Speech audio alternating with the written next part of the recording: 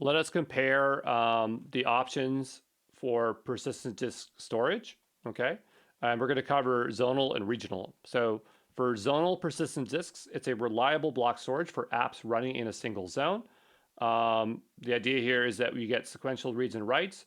It uses an SSD or extreme PD for high ops when needed. The key features here, it scales up to 64 terabits per disk with 257 terabits per VM. It's predictable performance scaling with capacity and vCPUs.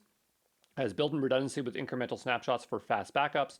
Then on the other side, we have regional persistent disks, which is a durable storage replicated across two zones within the same region for high availability. This is ideal for multi-zone apps needing redundancy. Its key features is that it provides 99.9 SLAs with automatic synchronous replication between zones. It's designed for multi-zone failover and high availability workloads. So there you